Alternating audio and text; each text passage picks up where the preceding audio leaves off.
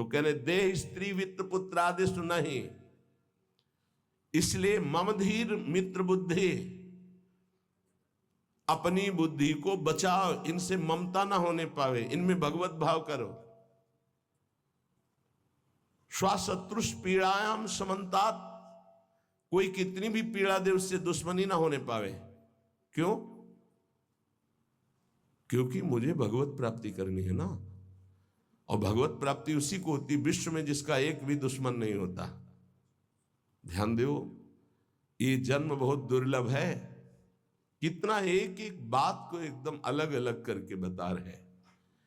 तुम्हारे पास धन है, स्त्री है, पुत्र है, मकान है, बड़े मित्र हैं, फाइनल में तुम्हारे पास कुछ नहीं है।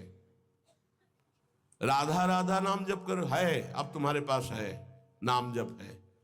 साधु संग, हाँ ये तुम्हारे पास है। वाणी गायन, हाँ ये ठीक है।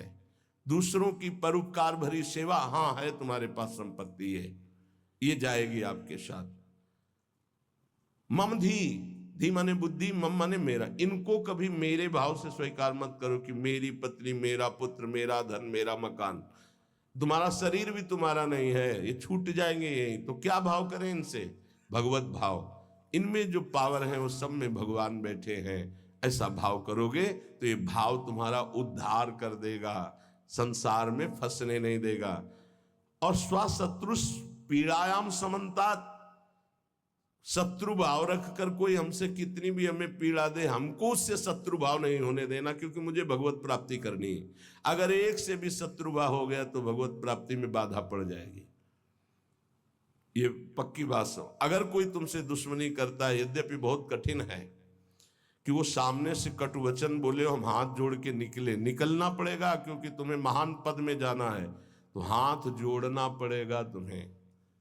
फिर और बड़े बड़े पद, और ये तो परम पद है, इसमें पूरे विश्व का वोट चाहिए। हरिवंश नाम लीन जे अजात शत्रुते सदा, प्रपंच दंभ आदि दे तहां कछु न पेखे। सेवक जी महाराज कह रहे हैं, अगर भगवत प्राप्ति करनी है तो पूरे विश्व में कोई भी एक शत्रु नहीं, शत्रु पैदा ही नहीं हुआ। अजात शत्रु भक्त होता है, उसका शत्रु ही नहीं, तो क्या उसकी दुश्मनी या कोई उससे द्वेष नहीं करता, कोई उसको गाली नहीं देता, कोई अपमान नहीं करता? नहीं होता, रोज होता है। पर उनमें भगवत भाव किया जाता है, मेरे प्रभु क्यों वो तो ऐसी बात कर रहा है, ऐसी चेष्टा कर रहा है, ऐसे ऐसे नहीं। 100 रूप में प्रभु आकर के, सैकड़ों रूप में प्रणाम करके सम्मान बढ़ा रहे, तो 2-4 रूप में आकर उसका बैलेंस ठीक कर रहे हैं। बड़े कृपालु हैं। अगर आपको गुस्सा आ गया तो आपने प्रणाम का भोग स्वीकार किया है, तो फिर आपका परमार्थ रुक जाएगा। क्या बात है, कितना सुंदर भजन है, कितना इनका यश है, कितनी कीर्ति। एक तो ये हुआ, और दूसरा ये हुआ गाली गलौज अपमान, ऐसी मुद्राएं जो क्रोध भरी, जो द्वेष भरी। तो ये ना जाए कि गाली गलौज करने लगे, लड़ने लगे, आपका परमार्थ रुक जाएगा। वो चाहते ही हैं माया के पार्षद कि आप थोड़ा बोलिए, आप थोड़ा लड़िए उनसे। नहीं लड़ना, क्या करना है? और हाथ जोड़ के सर झुका के निकलना है।